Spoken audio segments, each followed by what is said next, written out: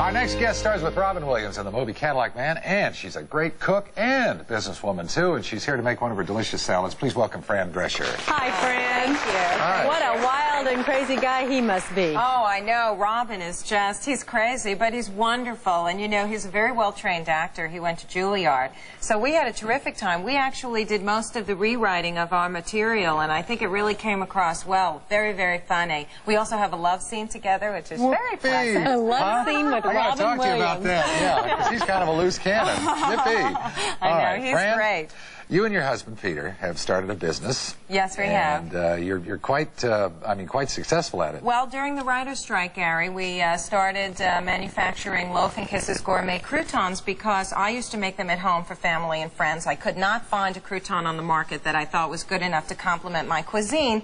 And when I didn't have anything to do, because nobody was working during the writer's strike, I decided to take women in business courses, read books on how to start your own company. And these are all available at colleges. Yes, at colleges and high schools, and through the Small Businessmen's Association, they offer courses. And I read books like Growing a Business and magazines like, you know, Entrepreneur Magazine. Sure. And it's amazing what you'll learn. And then you can call other companies. Everybody is really very helpful for somebody that's starting out a business. Now, the croutons are Loaf going and to be Kisses. part of our salad today. Yes, and this just isn't exactly. kind of a salad. It's No, almost it's an entree salad. It's grilled chicken, and it's wonderful when the weather gets warmer, and it's very healthful as well. I took a little bit of olive oil and put it into a skillet, just enough to coat the pan with some crushed garlic. You can use about half a teaspoonful, and then we chopped up or sliced, whatever you prefer, chicken into the frying pan. And I would say about half a breast per person. This will make about a salad for a dinner party of 4. Then, while that's cooking, we go ahead into the bowl and we start breaking up the lettuce. I like using soft lettuces. So this is red tip, and butter lettuce is delicious, and some radicchio gives it some nice color. And then I use the endive, which I think is really wonderful. It gives it a little bit of an oniony taste without having the sharpness of a real onion. I like the idea of mixing the different but you also get a little lettuces. different texture with You the get different textures. It's pretty to look at. Of course, you know, this is all up to you. You can do whatever you want, whatever looks fresh at the greengrocer. And then we chop up some tomatoes. I usually do about half a tomato per person. So we'll just throw those in. And I do crumbled blue cheese. Now, if blue cheese is too, you know, strong for you, then about 4 ounces, so an ounce per person. You can do feta cheese if that's too salty. You know, you can find whatever kind of crumbled cheese you like. And then I love avocado. I think that it makes the salad, you know, creamy and delicious, and it's really healthful. It's very good for the skin. In order to get the pit out, I don't know whether everybody knows this or not, but you just go like this, and it comes right out. Very easy. Oh, that's a little household wait a minute. tip. I didn't know you were going to do that. That's a great idea. Yeah, isn't it wonderful? You just slam it in. I know. And then you take little teaspoon-size scoops out, and it's already, you know, in the salad bowl. You don't have to worry about peeling the avocado or getting your fingers messy. You just take little teaspoon size, and you can do, you know, a whole avocado for 4 people, or if they're smaller, you can do 2 avocados. Yes, smaller people or bigger eaters or whatever. Oh, that's a great avocado, nice and ripe. Yeah, beautiful. Well, this is a good time of year for that. Now, let's presume the chicken is ready. I think it's ready anyway. So what you do is you pour the chicken over the salad and whatever pan drippings are in it, because this will make a delicious complement to the dressing that we make. Oh, yeah, the olive oil and garlic. Olive oil and garlic, what can be bad?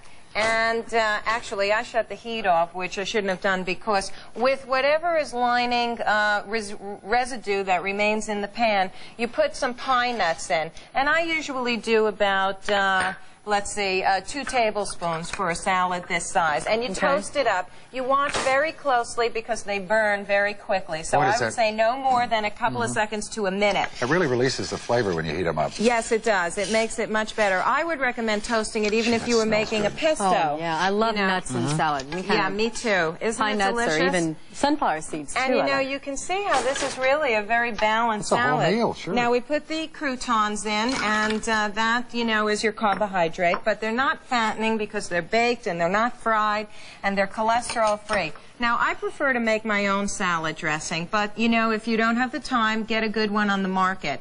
What you do is you mix together in a bowl. I have olive oil here, and, you know, it depends on what kind you like, whether you want it to be the light olive oil or the more refined olive oil. And then this is balsamic vinegar, or you can use red wine vinegar, whatever. You do that, what, 2 to 1?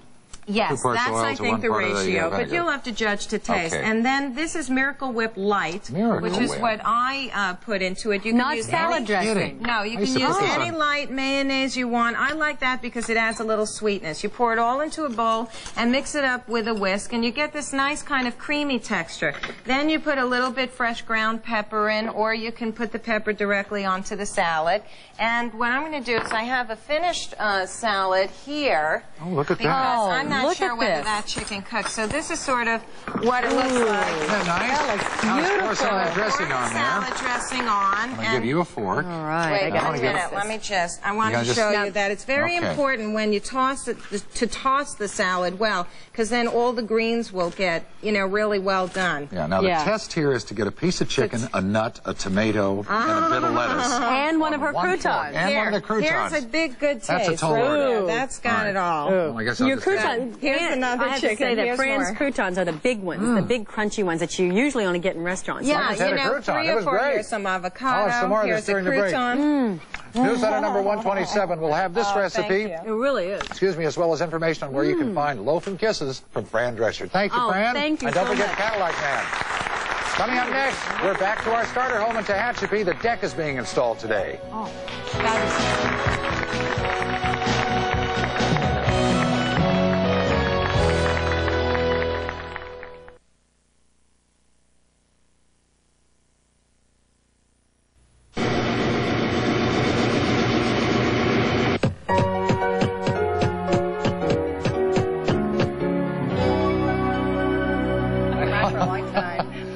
You know, since early May, we've been building our starter home in Tehachapi. It seems longer, though. And here with another progress report is Kitty Bartholomew. Why does Hi, it seem Kitty. so long? I don't know why. You know what it is? I know what it is.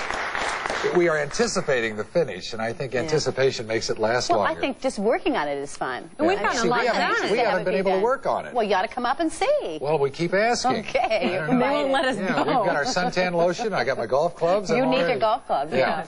Now, during the week, you went shopping for plumbing, and the fireplace went in. Right. All right, what's next? Okay, later on this week, you're going to see the siding. That is really exciting. It's a real visual Is that difference. like watching paint dry? Right. No. Okay. But today, we're going to see how easy it is to put in the deck.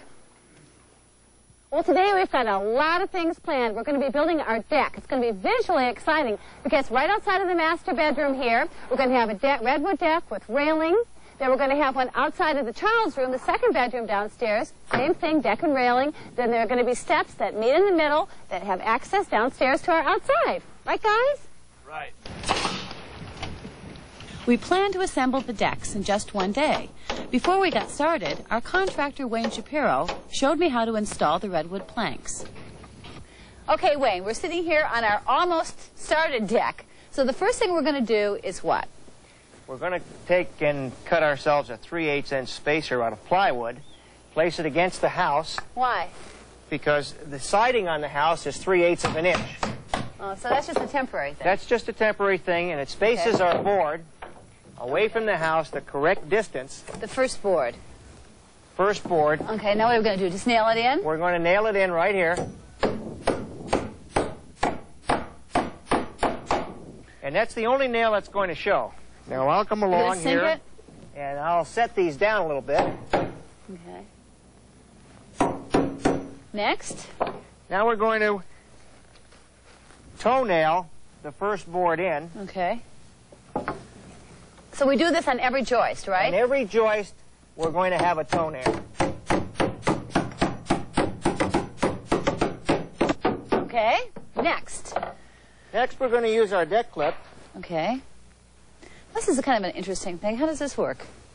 We're going to rotate this board up in the air. Okay. That's board number 2. And about 2 inches away from the joist, Yeah. we're going to set the prongs Yeah. and then take Same nail. our same nail So we've nailed that in there. Attach our deck clip. Okay, let's hit the deck here. Ha! Wow! How's that? Woo! I don't know my own strength. Okay, now what? Now that we've done this. Now we'll rotate our board over. So this really acts as a spacer. Underneath Oh. board number 2, and as you can see, the deck clip acts as a spacer and gives us a little ring groove. So just by repeating that same procedure in no time at all, we've got a deck finished. That's right. Simple. Stop. Hammer time. Now the work was well underway. We laid in all of the planks for our deck. Next came the handrails and then the stairs. Go.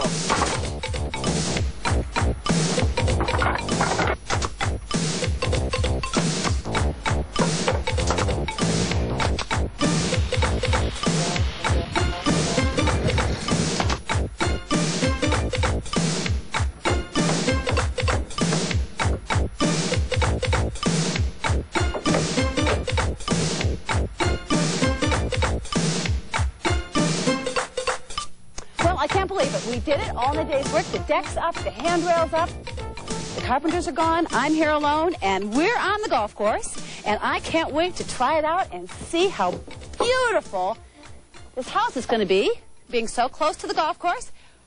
And... all right, here we go. Keep your eye on the ball.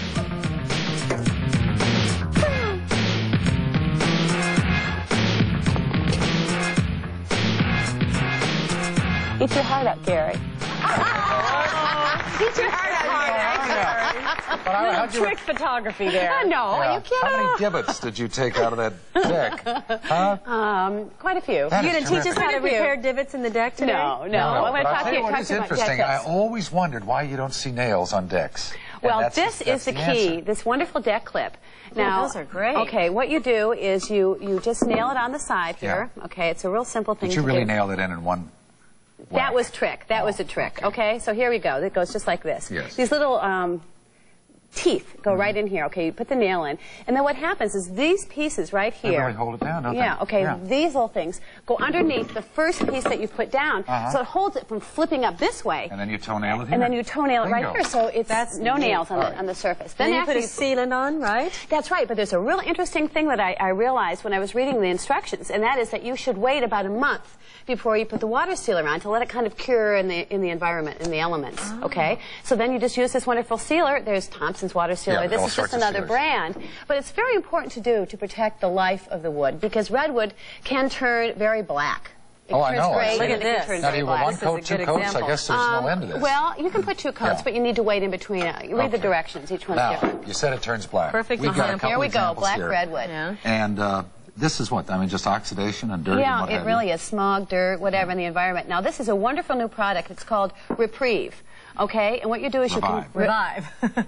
Revive. Or reprieve, same thing. Anyway, you mix it up with water, and you can apply it with a brush, or you can use this, if you have a large area, this is a wonderful tool to use. You just spray it on. Didn't you now- say that this little thing could do a whole That'll do a deck? whole Believe it or deck? not, a whole deck, because you dilute it with water. All right, now, whiz, that's we, in the time we had this morning, we took a little of this Revive, we mixed it with water, And you want to let it set. and we It takes put about it 10 on minutes. here, yeah, and then we had to dry it with a hairdryer. But look at the difference already. Now, I Isn't don't that know how much unbelievable? more you could take off there, but I thought, have you got some of that mixture in that blue thing? Oh, yeah, I do. Let's spray this and just see Okay. what happens by the end of the show. Yeah. Okay. This Step usually back takes, because- what, 10 or 15 minutes, they say? Yeah, Let's but see. if Do I need to pump it up a little? Huh?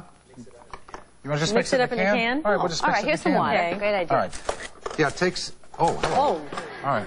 But you know, the thing that's nice about this also, this product, is that it's environmentally... If you put it on directly, it'll work like that. Yeah. It's environmentally safe, Yeah. which is good. So when you wash it, when you wash your deck, clean it off with a hose, and it hits the plants. All right, just do half of it. Katie. Okay, yeah, and it hits the Okay. plants, Put then that on there, it's and then I perfectly guess safe. what Let you do it- is use a little elbow grease along with it, a Or a brush. broom would be great. Or Just get a as broom well. and get out All there right, and do we'll it. follow this, give you an update as we continue with the home show. But next, an easy lesson in making flowers from beads. Astonishing tip.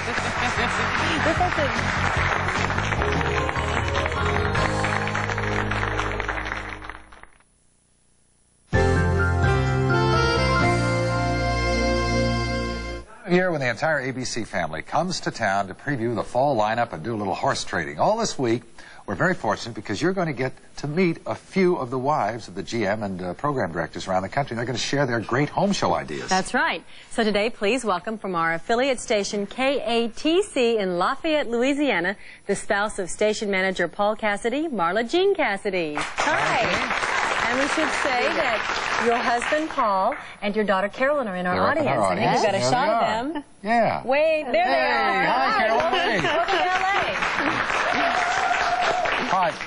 Both Dana and I have just commented so much on the beauty of these. These are flowers made out of beads. What inspired you to get started with this? Well, I had a friend who was in France, and when she came back, she said, "You've got to learn this new craft. It's wonderful. You'll love it." And I said, "No, no, no. I have too many other things to do." And she said, "No, you'll love it."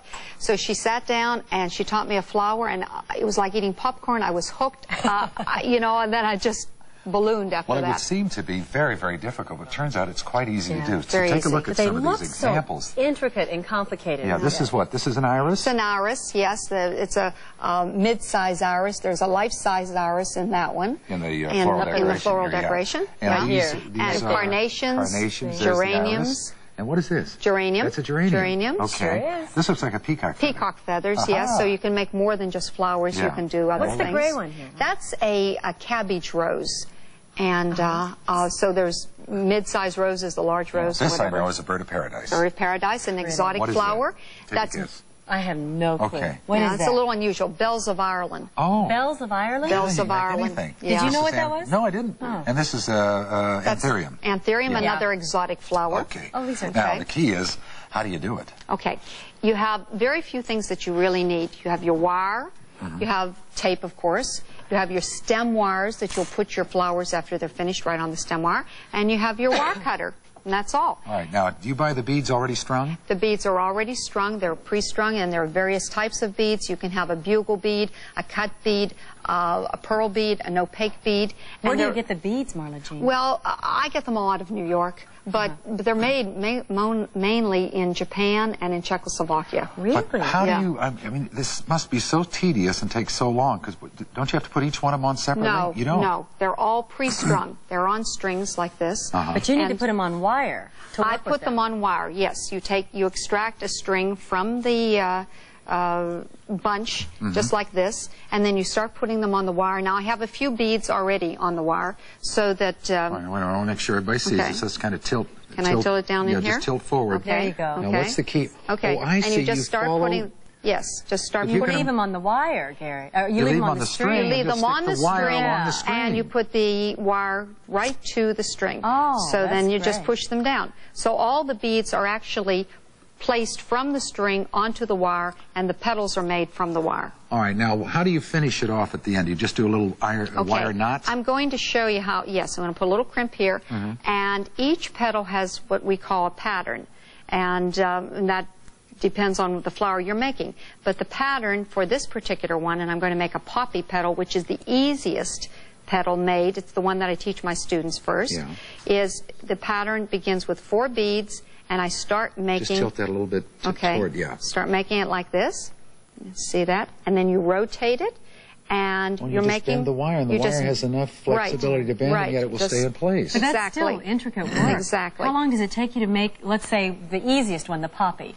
I teach a different flower every week. So each flower is made, and an hour to make. Really? Yeah, just now, are about there an books hour. that you can buy that'll kind of give you some help? Yes, there are a few books, but very few. You know, when you think that there are probably 20 or 30 or maybe even more needlepoint books, but in beaded flowers there are only maybe 2 or 3. All right, now let's take... Now, just finish that off for us real quick, if you don't mind. Now, look what she's done here just by rolling those things around one another. And then let's see a finished product right next to it. All right. So I've created the petal. Now here are, to put together a poppy, you have 5 petals. You put them like this. Just tie them together. Just tie them together. And then arrange them, right? And I use a needle nose to just twist them together. And after I've twisted it together like this. You fan them out, and here's the finished poppy. Look at this. And you can add your leaves. Yes. See the leaves right there.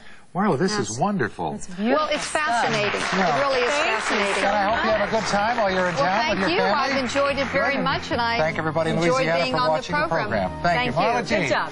Tomorrow we're going to meet some more of our affiliate family and share some more great ideas. Coming up, our video winner. And Camp Bandage, handling first aid emergencies. We'll be back.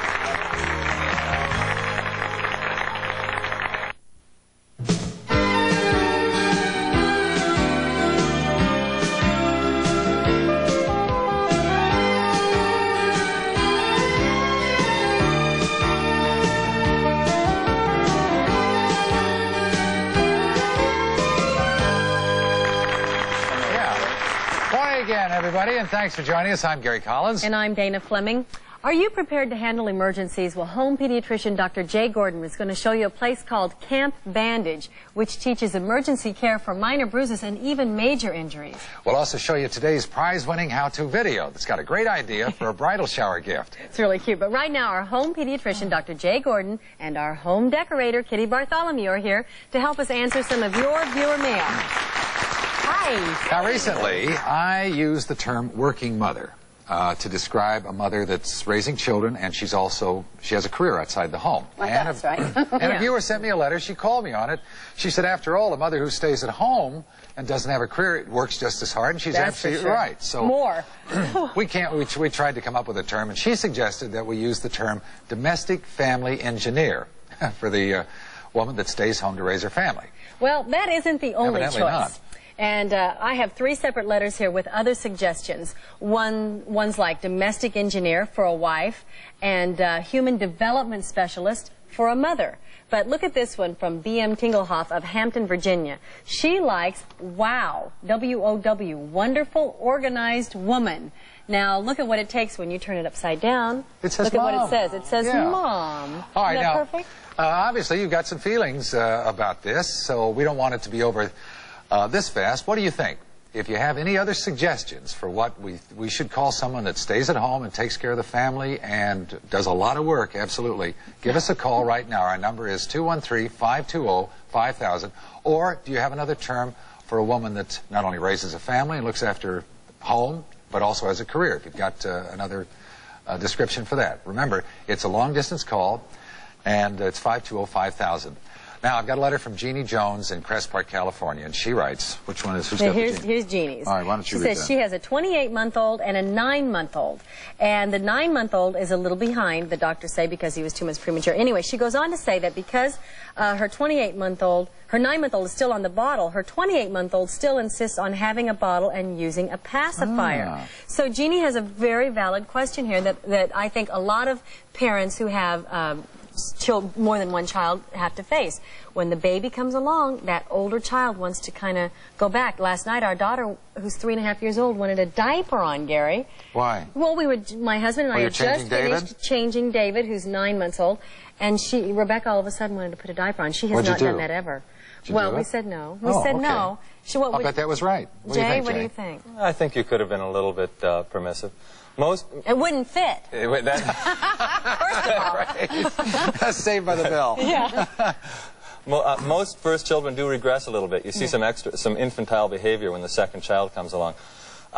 There isn't anything wrong with a 28-month-old being on a bottle. In most other cultures, these children would still be breastfeeding, by the way. The problem is not the bottle, but what's in the bottle. If there's just water in the bottle, there's no harm to the teeth until about age 4 or 5 years. The dental arch doesn't get hurt till about 4 or 5 years of age. But if there's diluted juice or if there's milk in the bottle, then the teeth can get rotted.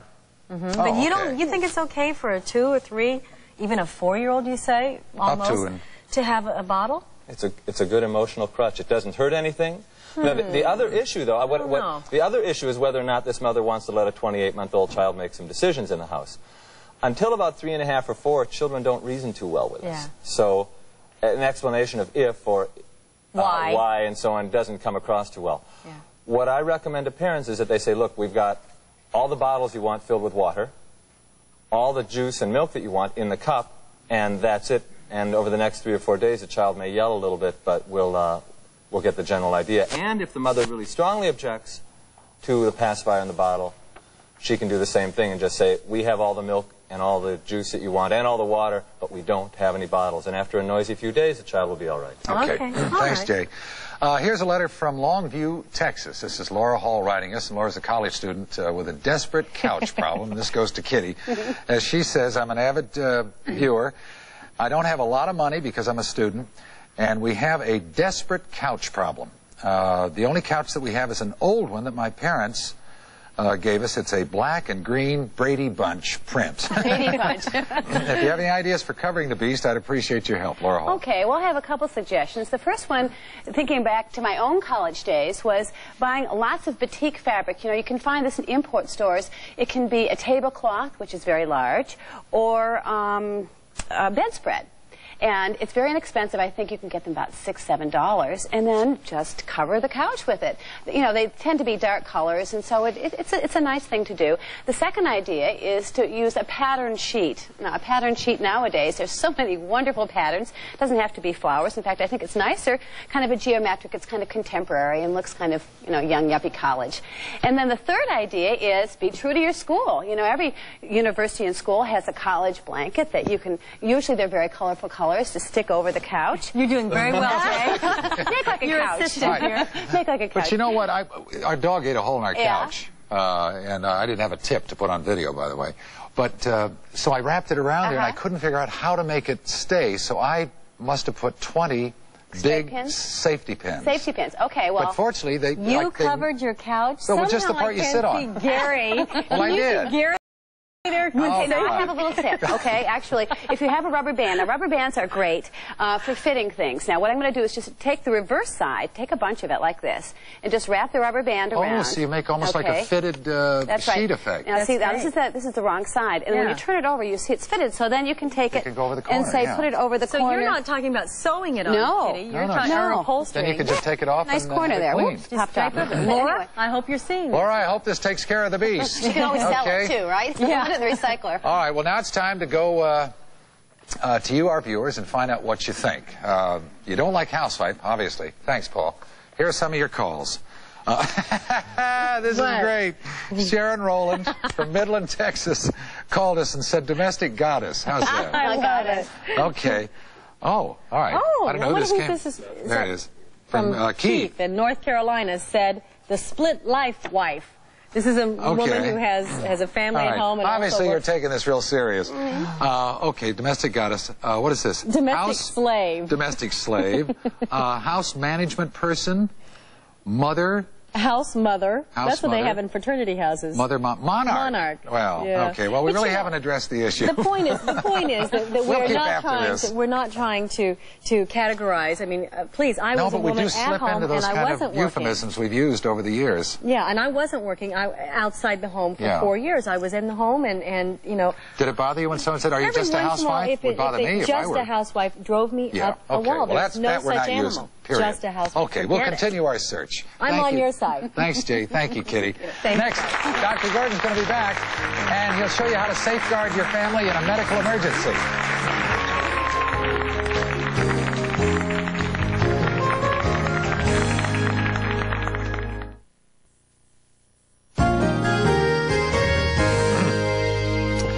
Well, as we said earlier, I guess school's out almost everywhere. Yeah. And that means... scrapes, scratches, bruises, accidents. Yeah. And a lot of us don't really know how to handle it. Dr. Jay Gordon's with us, and he's just visited a unique place. Dr. Gordon. This is a unique way to teach children and adults how to handle anything from a minor boo-boo to a major broken bone. You've heard of Camp Beverly Hills. Wait till you see where I've been. Teach your children well. This outdoor classroom is known as Camp Bandage. It's a free public event held annually in Broken Arrow, Oklahoma, with just one thing in mind: teach kids what to do in emergencies. It's the brainchild of Dr. A.J. Gerner, and it's held on his ranch. About 20 years ago, my wife and I have 11 children. We began teaching them, and along with their friends, first aid. And then from there, it just simply grew at the request of the parents of these children. The ranch is also known locally as Medicine Square Gardens, where they live by an old Mark Twain slogan: it is better to be careful 100 times than to get killed once.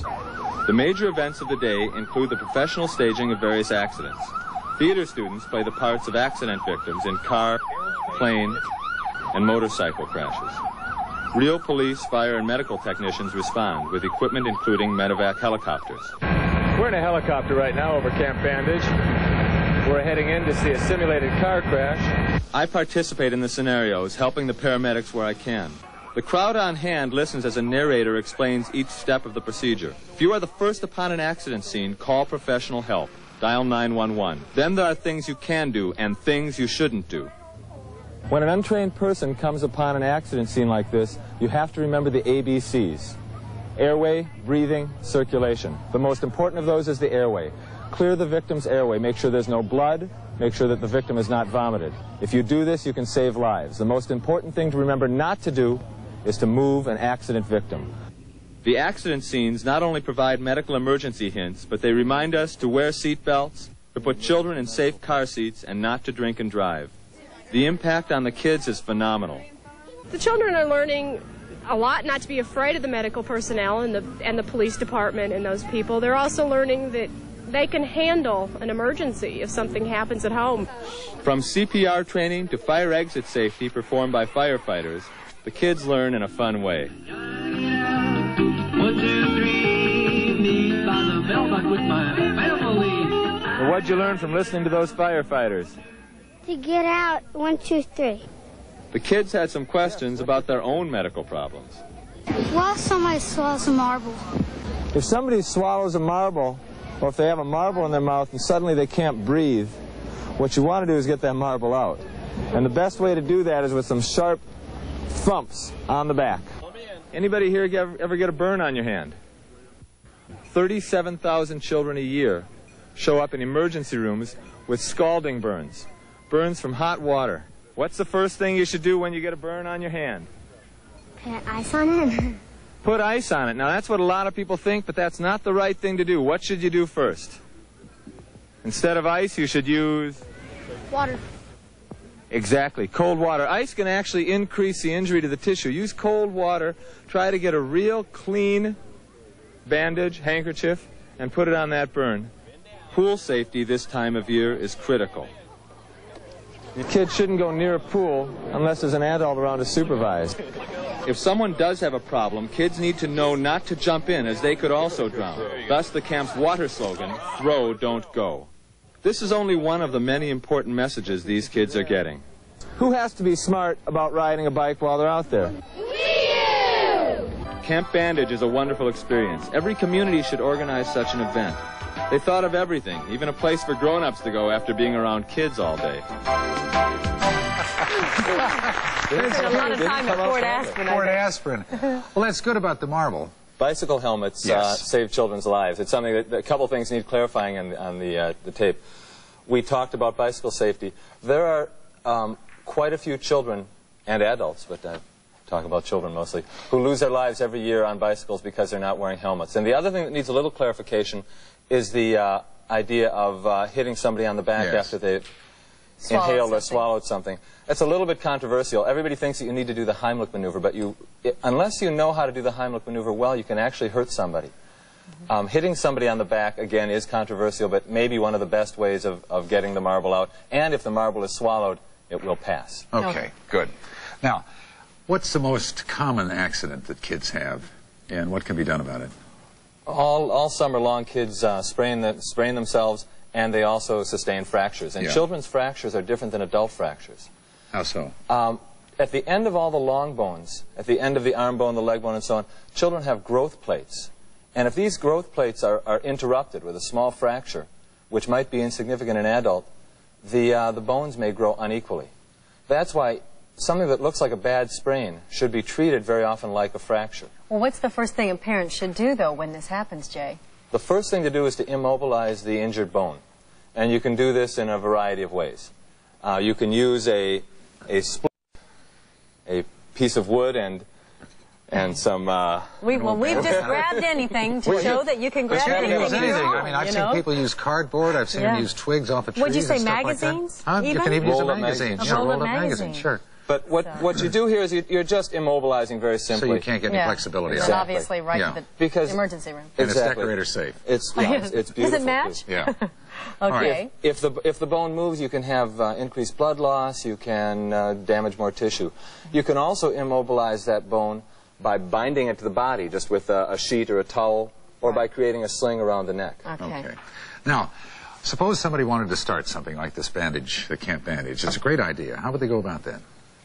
They should contact their local fire department, contact the local emergency medical technicians, and if they want to, they can write to Dr. Gerner, the man who started Camp Bandage at his own home many years ago for his children. What he told me was that it started with his children, and then it grew to the neighbors' children, and the next thing they knew, they had so many kids that they called in the fire department, the police. Oh, they've got the whole community involved down there in Broken Arrow. It's a wonderful, Thanks, Jay. wonderful Very much. activity. Dr. Gerner's address is in newsletter number 127. Yeah. It's a good spot. And good for you down in Broken Arrow. That's You betcha. Yeah, I like Fort Aspirin myself. Next, today's how-to video winner has a prize-winning idea for a bridal shower gift.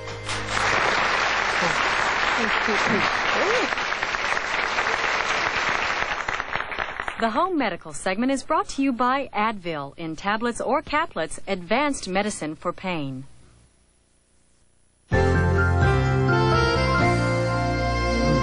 That salad still is good. Ooh, oh, it is. The one that pine nuts Fran and did her at the top of the croutons show. are great.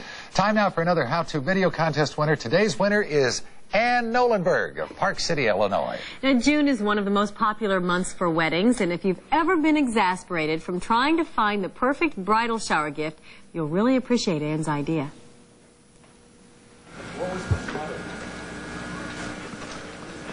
Hello, my name is Ann Nolenberg, and I'm going to show you a very fun shower gift to make for your June bride. This is a very practical gift and has everything any new bride will need. These are the things that you'll need: an ironing board with pad, an apron with pockets, a mop, some dish towels, oven mitts, cookbook, some kitchen gadgets, a tablecloth, heavy white cardboard, some masking tape, your glue gun, pen, paints, and pins. The first thing you want to do is secure your ironing board. So you want to turn it over, take some masking tape, secure the legs down real well so that it doesn't unfold, like this. You want to do that in just a couple of places so that your ironing board doesn't, one step here too. Now I'm going to draw a face that I'm going to attach to the ironing board.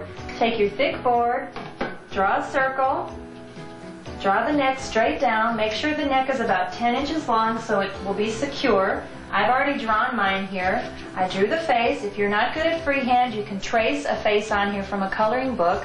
And what I did was I painted the lips and the eyes, then I took my own blush and I colored in her cheeks, her chin, and her forehead. Then I also took my own eyeshadow and I colored in some eyeshadow for her so she'll look very pretty. Now the fun part begins. Our ironing board is starting to take shape. As you can see, I attached the head to the top of the ironing board that we made earlier. Next, I put a napkin across the top here for her kerchief. Then I rolled up the dish towels and attached those for her arms. The oven mitts are hands. As you can see, she has an apron on now. I decided to paint mine, but you can use your own designs. Finally, she's got a tablecloth wrapped around the bottom for a skirt, and I attached everything securely in the back with tape and pins. Finally, I put the mop on her head for hair. She's got cookie cutter earrings, and since this is for a bride, I took some tooling and made her a little veil like this. And the last step, you take your kitchen gadgets, put them in the pocket of the apron like this, and of course, every new bride needs a cookbook. Now that she's all finished, look at the reaction you'll get when you bring this present to your next bridal shower. This is you, baby.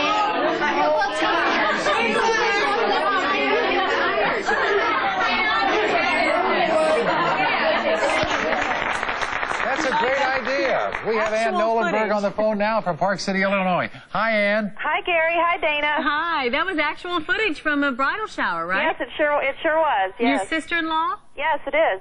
Oh, that's Where'd you get the idea? Well, I actually got the idea from my mother-in-law. She had had the idea for about 15 years from an old clipping, and she gave it to me when Tracy was getting married, and this is what we came up with. Well, we came up with one. I hope it meets with your approval. It's not quite as good as yours. No, but it's a great idea. Oh, she's beautiful. Can you see it?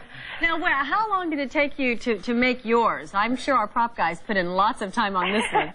It really didn't take that long. You could make it as elaborate or simple as you want, and it takes about half an hour to an hour, depending on what you want to do with her. Now, you know, Ann, we've been saying all along with our video contest that, you know, you got to have enough lights, you've got to have the camera, and you got to... This seems so professional. Give us the bottom line on this. Who was operating the camera? My husband was operating the camera, and he sells video and electronic equipment, so he knew about the lighting and told me to speak up. And the Chiron, the green, you know, the listing of ingredients at the beginning of your tape, that was great. Exactly. We did. It took us all day long, but obviously it was worth it. Okay. Yeah. Well, we thank you so much for being part of our contest, and here's your $100 check. Can you see? Zipping right out of there. Out of the mitt, and that, of course, puts you in the running for the $1,000 prize this week. Good luck. Thanks, Ann. And thanks for being with us. Thank you. Thank you very much. Now, we're going to take a short hiatus, by the way, from our video contest during the month of July. That doesn't mean it's over. We'll continue after July. And through June. And the videos will continue through June. But we want to start a little vacation contest. So if you have... if you're going on vacation, take a video of it. If you have an old vacation on video, edit it down, less than 3 minutes, and send it to Vacation Videos, P.O. Box 29904, Los Angeles, California, 90029. And just try your best to keep any kind of commerciality out of it. In other words, theme parks and, you know, Disneyland, Six Flags, that type of thing. Once inside the park, it's okay. And send it to us. And the same rules apply. You get $100, and if you're the winner for the week, you get $1,000. That's right. We'll be back.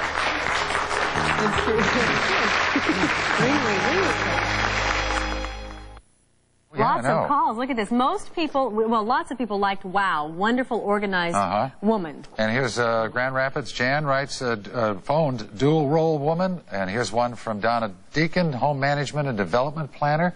Well, these are all women that are home watching the show, obviously. We'll be reading these throughout the week. Yeah, we'll do it throughout the week. It'll be great fun. Tomorrow, New York Times food critic Craig Claiborne will cook, and Will Schreiner will be here. And plus, I'm going to be with the water aerobics team, the U.S. national water polo team.